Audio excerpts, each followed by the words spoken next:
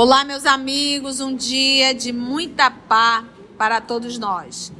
Hoje, exatamente 30 de setembro de 2022, estamos nós reunidos para estudarmos a obra Ave Cristo. Vamos primeiramente solicitar para Augusto fazer a nossa prece de gratidão. Logo depois, a nossa irmã Aramita irá fazer a recapitulação do nosso último estudo.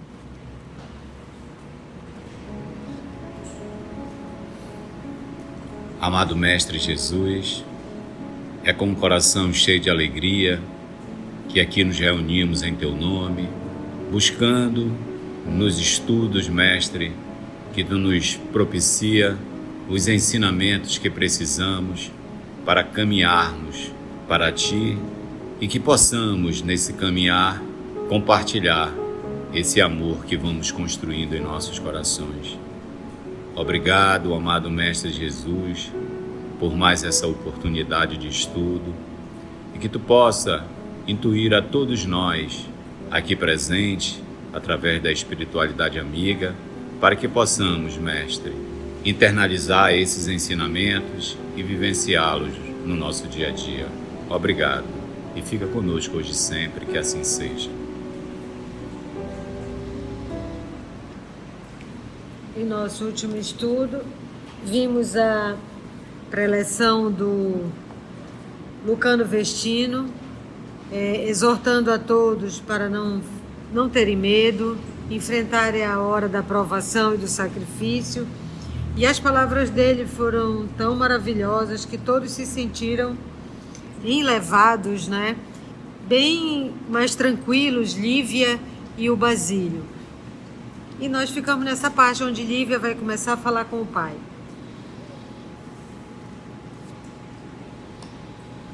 Sentiu-lhe o pulsar do coração no peito, fatigado, e beijando-lhe a face com extrema ternura, falou Lívia baixinho.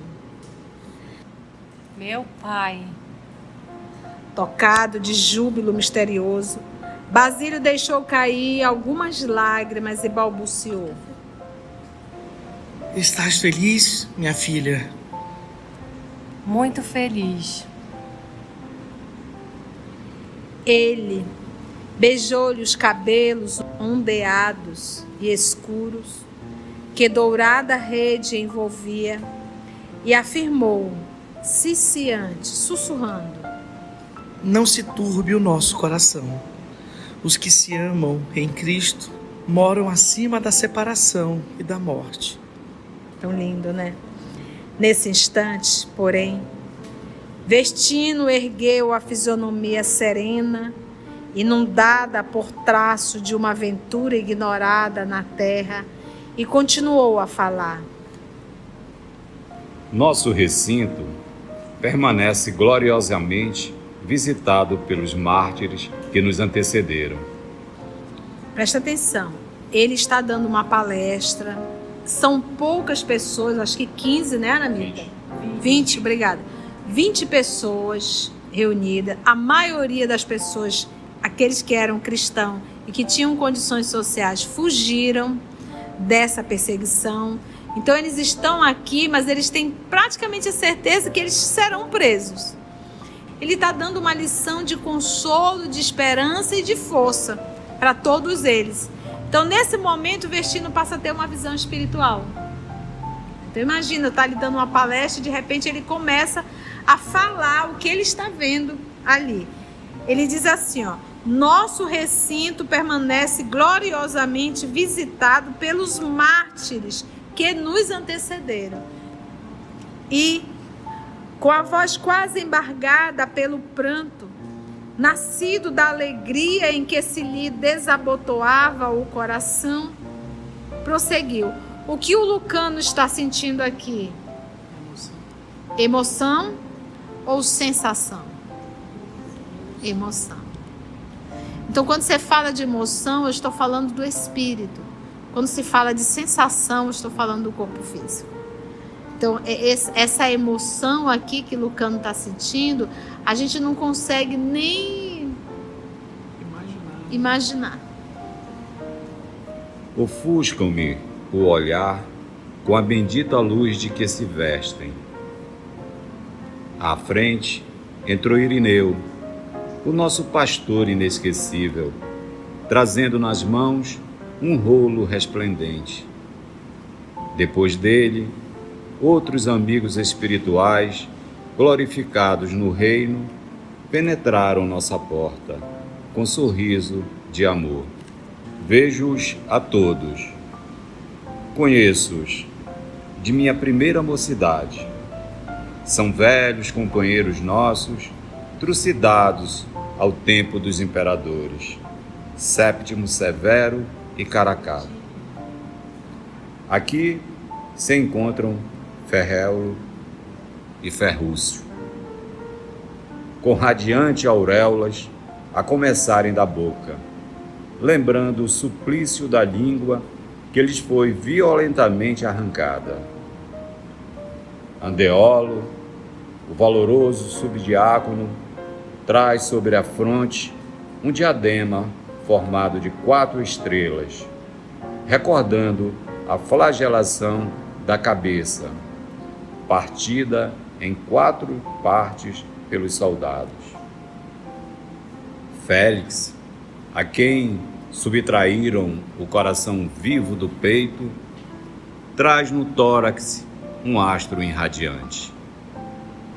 Valentiniana e Dinócrata, as virgens que suportaram pavorosos insultos dos legionários, envergam péplos alvinitentes. Lourenço, Aurélio e Sofrônio, 3 rapazes com os quais brinquei em minha infância e que foram varados por espadas de pau, são portadores de palmas liriais. Outros chegam e nos saúdam vitoriosos. Irineu aproxima-se de mim e destaca um dos fragmentos do rolo de luz. Recomenda-me a leitura em voz alta. A nota do autor espiritual, né? Quando ele fala aqui do Severo e de Caracalla, refere-se à palavra de Vestino a vários mártires cristãos da França, alguns dos quais estão escritos na história dos santos que ele citou. O que mais chama a atenção é que a forma da flagelação, a forma da morte, a forma do sacrifício é onde existe maior intensidade de luz. Então aqui ele nos mostrou aqueles que foi o Ferréulo e o Ferrúcio, com radiantes auréolas a começarem da boca, lembrando o suplício da língua que lhes foi violentamente arrancada. E aí a gente fica a refletir o nível de sacrifício que esses irmãos, porque aqui nós ainda não tínhamos um cristianismo sendo aceito por Roma, né? Nós tínhamos um cristianismo ainda sendo perseguido. Esses irmãos aqui, eles foram ao sacrifício por amor ao Cristo, por amor à causa. E foi eles que, de certa forma, dando o seu testemunho, deixaram em pé o cristianismo. Foram 3 séculos, muita gente sendo mortas, assassinada dessas formas truculentas mesmo e absurdas. E eles conseguiam manter-se fiéis ali. E nesse momento eles vinham dar o testemunho. Olha, aonde foi o motivo de muita dor na terra, hoje se torna um motivo de muita alegria nos céus. E a gente observa que era um sacrifício em prol do cristianismo. E nós? Qual é o nosso sacrifício? A misericórdia divina solicita de nós um sacrifício pela humanidade? Não. Nós não temos maturidade moral para isso. Ele só pede para nós sacrificarmos as nossas tolices. Só isso. Orgulho, vaidade, inveja, egoísmo. E o mais interessante é que ele diz que um deles vinha com um rolo em mãos, não era? Era quem? Irineu. Vamos ver o que está nesse rolo. Vestino fez breve pausa e exclama admirado: É a segunda epístola do apóstolo Paulo aos Coríntios. E me faz lembrar a materialização de Asclépio. Ele também vinha com um rolo. E as pessoas iriam fazer pergunta para Asclépio na obra de André Luiz. Foi missionário? Obreiros? Obreiros da vida eterna. E as pessoas iam fazer perguntas em torno do trabalho que eles iriam realizar aqui na Terra. Algumas pessoas foram selecionadas. E todas as perguntas feitas, Asclépio apenas abria o rolo e respondia. É como se ele tivesse, é aquilo que nós estávamos falando ainda há pouco no livro dos Médios. É como se ele dissesse: tudo o que vocês querem saber está no texto. Tudo o que vocês querem saber está no texto. E 95% do que Asclépio leu eram cartas de Paulo. Por quê?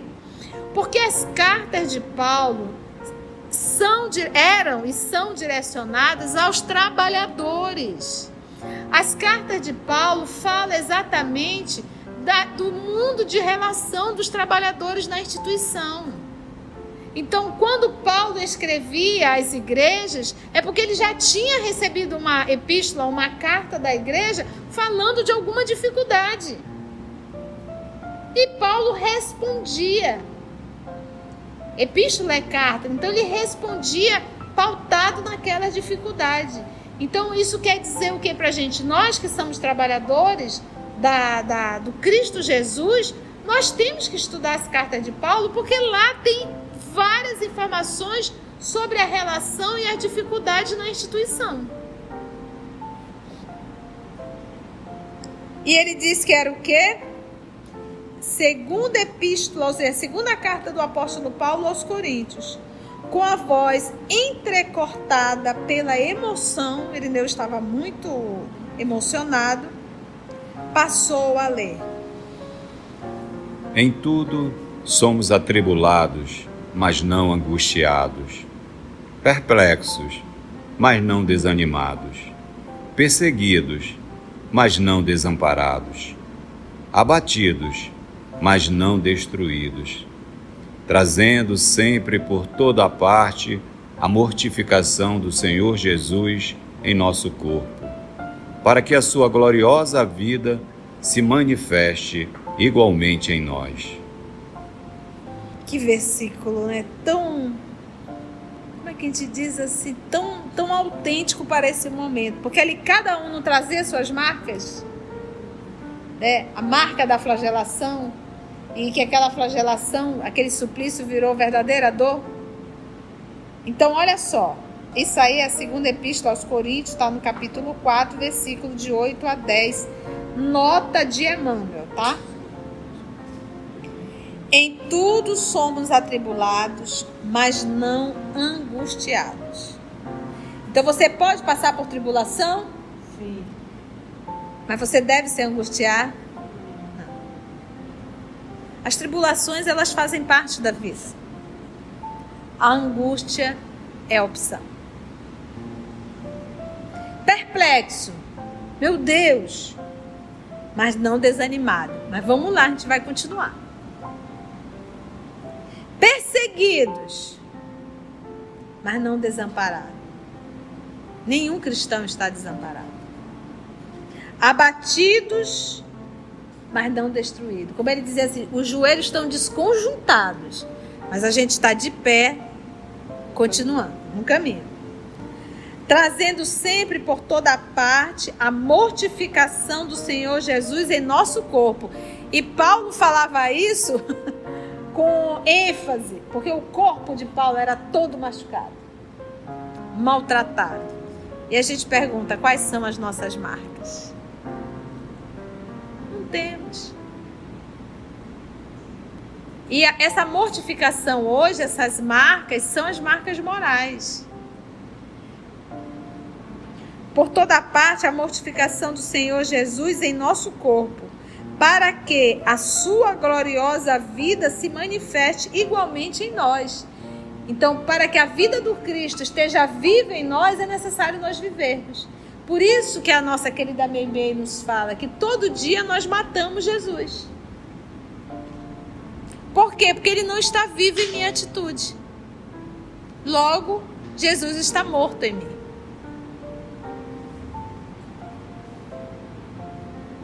Em seguida, a curto intervalo, anunciou: comunica-nos o amado orientador que nossa hora de testemunho está próxima. Pede-nos calma, coragem, fidelidade e amor. Nenhum de nós será lançado ao abandono.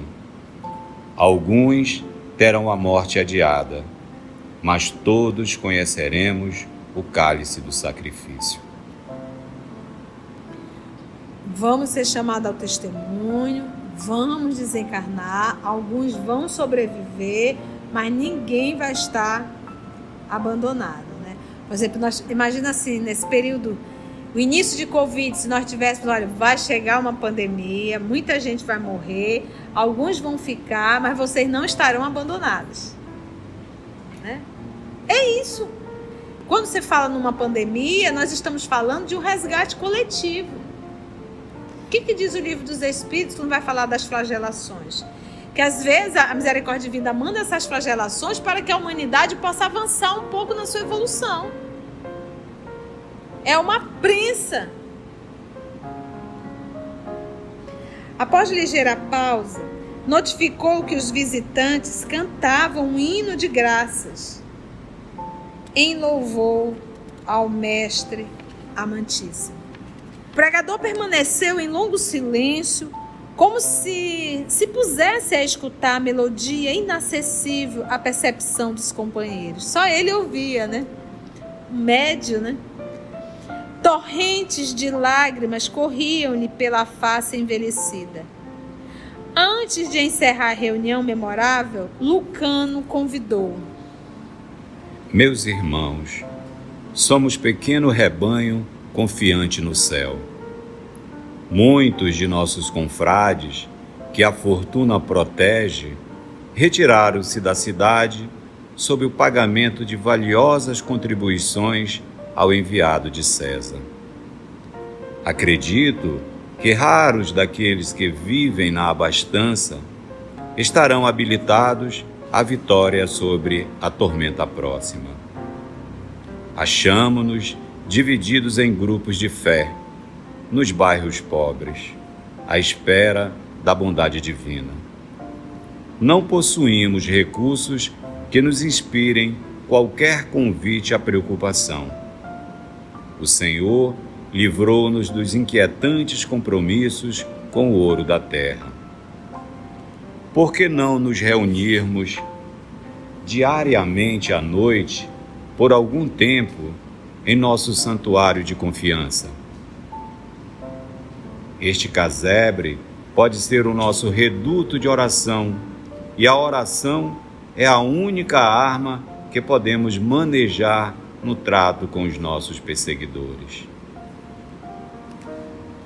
Muitos de nossos confrades, dos nossos irmãos, que a fortuna protege, retiraram-se da cidade sob o pagamento de valiosas contribuições ao enviado de César. Então, pagaram, conseguiram se libertar e fugiram. Acredito que raros daqueles que vivem na abastança estarão habilitados à vitória sobre a tormenta próxima. Por isso que nosso Senhor Jesus disse que era mais fácil um camelo passar pelo buraco da agulha do que um rico adentrar no reino de Deus. Porque uma vez ele tendo as facilidades, as oportunidades, ele não vai abrir mão das oportunidades em prol do Cristo Jesus, em prol do sacrifício. Se ele pode amenizar, ele vai amenizar. Mudou isso hoje?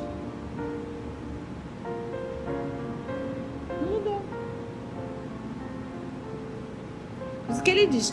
Acredito que raros daqueles que vivem na abastança estarão habilitados à vitória sobre a tormenta próxima. Então, eles vão ser chamados ao testemunho.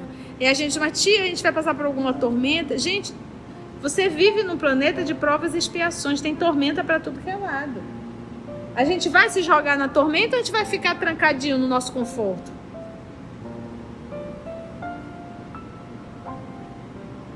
Entendeu? Por isso é que é raro. A gente fica trancadinho no nosso conforto. Você tá disposto. Aqui em Manaus, nós temos um calor. Além do calor, é muito úmido. Então, a gente tem um vapor constante. A gente pinga, a gente transpira muito, dá mal-estar. Você imagina o que é você sair do seu conforto, do seu quarto, no ar-condicionado, para ir lá para a Colônia Antônio Aleixo atender? Muitos de nossos confrades que a fortuna protege retiraram-se da cidade sob o pagamento de valiosas contribuições ao enviado de César. Tia, mas essa oportunidade não, eles estão passando provas específicas. A Lívia e o pai dela, o seu Basílio, não tem para onde ir. A prova deles é uma. Eles estão praticamente sendo obrigados a. Quem tem dinheiro também estava passando por uma prova, mas a prova mais difícil, que era ter a oportunidade, mas ainda assim permanecer para fazer o sacrifício. Entende?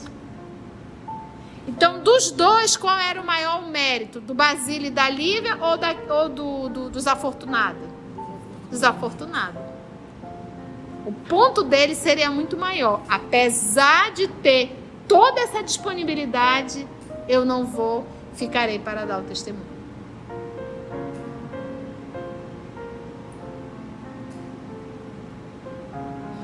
Acredito que raros daqueles que vivem na abastança estarão habilitados à vitória sobre a tormenta próxima. Achamo-nos divididos em grupos de fé nos bairros pobres, à espera da bondade divina.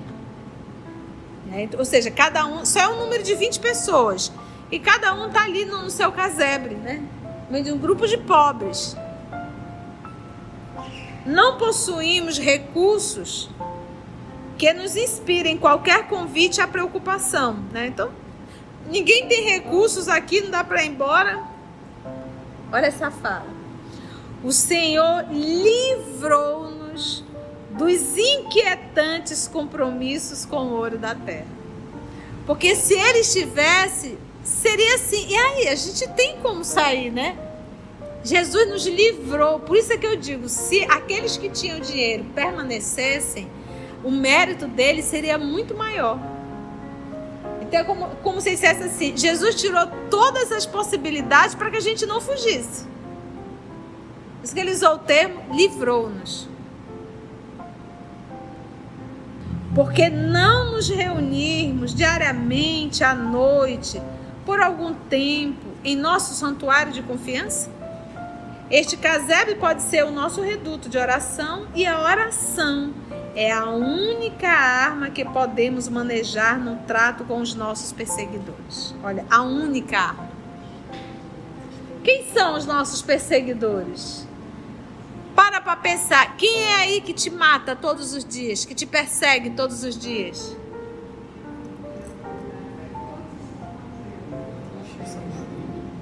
Hã?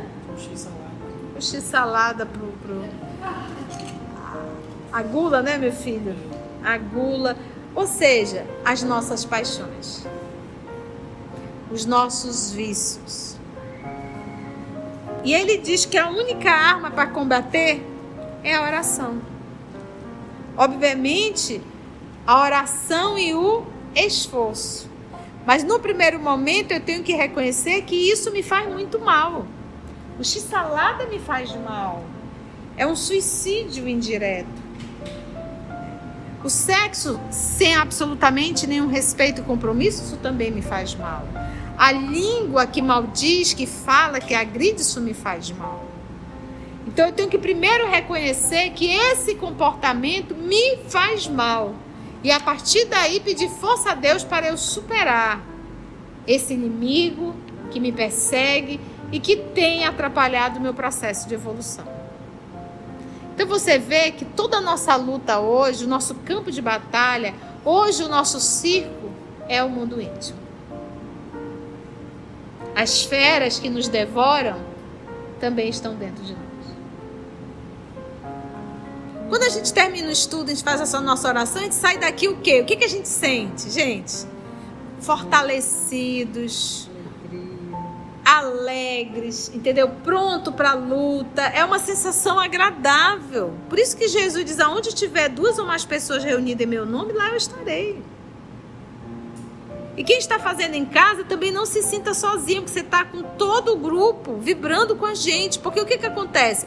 Nós estamos aqui gravando o estudo, fica gravado aqui no aparelho que vai para o canal. Mas o que se viveu aqui na psicosfera ficou gravado. Isso está na psicosfera. Quando você está escutando em casa, você entra em sintonia com essa psicosfera e você se sente um participante ativo do trabalho, do estudo. Então logo você não está sozinho. Estamos sim no coletivo. Estar sozinho é você se trancar sozinho no seu quarto e ali ficar lendo e tirando as suas conclusões. Que também devemos fazer, porque a gente também poderá estar sendo inspirado por um anjo da guarda. Mas o coletivo, Jesus nos convida 2 ou mais pessoas. Então, necessitamos dessa convivência uns com os outros. Precisamos retomar a instituição espírita. É hora. Já fomos muito covardes, eu acho que isso é a hora realmente de retornarmos, olharmos uns para os outros, orarmos em conjunto, porque isso nos fortalece. Aqui nós estamos permutando olhar, sentimento, carinho, vibração.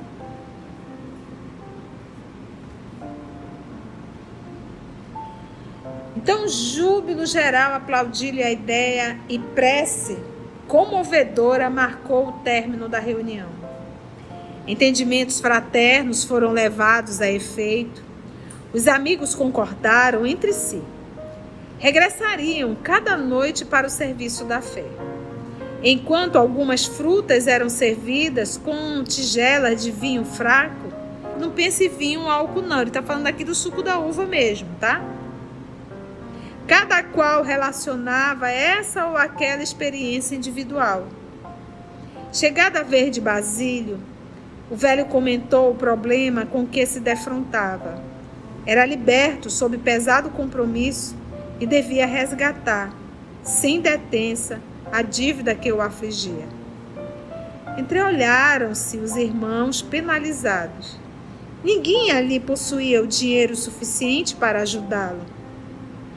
Consultado, Lucano informou que a caixa de socorro achava-se exausta, né? Era a caixinha do socorro, né? Cada um ia lá, colocava um trocadinho, mas até a caixa estava vazia. Porque quem ficou foram justamente quem? Os pobres. E os ricos foram embora, então a caixinha ficou vazia. As derradeiras disponibilidades haviam desaparecido na véspera com um amparo inadiável a 3 viúvas necessitadas de assistência. Vestino, porém, convidou o filósofo e a filha a se demorarem com ele pelo tempo que desejassem. Na casinha singela cabia muita gente. O velho, com assentimento da jovem, aqueceu. Não confiava em Teódolo e receava algum assalto à dignidade do lar.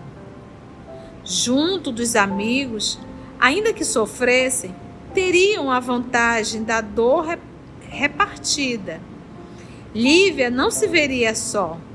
As companheiras do grupo fortalecer-lhe-iam o coração. Prometeram voltar no dia imediato e, mais confortados, passaram a noite edificados na fé. Na manhã seguinte, Basílio procurou Teódolo, a fim de penhorar o próprio domicílio.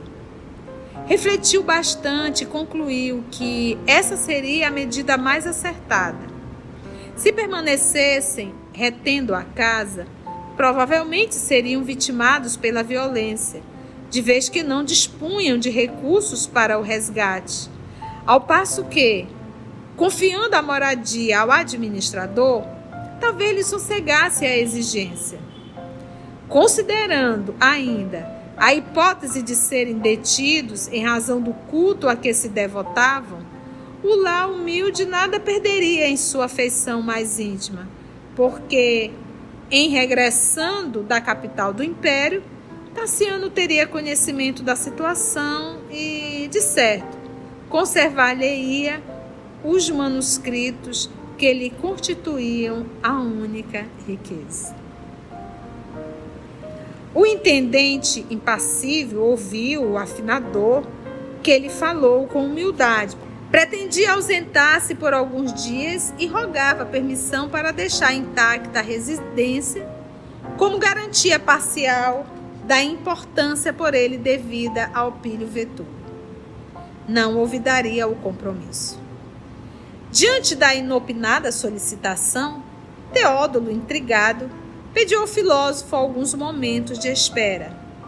Não poderia responder sem uma consulta à senhora. A simplicidade do ancião desarmava-o. Seria justo desconfiar dele, pensava o astucioso capataz. Mas para onde seguiria Basílio, sem prestígio e sem dinheiro, a não ser para o miserável Tugúrio de Lucano Vestino, Tugúrio aí casebre? A petição era formulada sem qualquer intenção oculta, porque o velho não poderia ignorar que ele, Teódulo, possuía elementos para segui-lo à socapa, ou seja, ali disfarçado, de modo a descobrir-lhe o paradeiro novo. Com semelhantes reflexões, procurou Helena, que lhe escutou a notícia encantada. Não parecia guardar as mesmas apreensões. Mostrava-se, aliás, satisfeita e tranquila. Ante a perplexidade do amigo, observou contente e maliciosa. Cenas do próximo capítulo.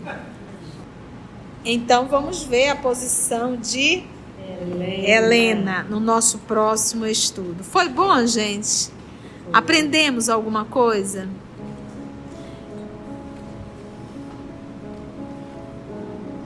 E assim, amados amigos, irmãos que acompanham pelo canal, recebam o nosso abraço e vamos juntos elevar o nosso pensamento para agradecermos a Deus, nosso Pai, agradecermos a Jesus, o amor de nossa vida, e agradecermos aos amigos espirituais que mais uma vez nos inspiraram, nos conduziram nesse trabalho. Que nós possamos, amado Mestre, nos esforçarmos para termos uma vida mais reta. Que assim seja.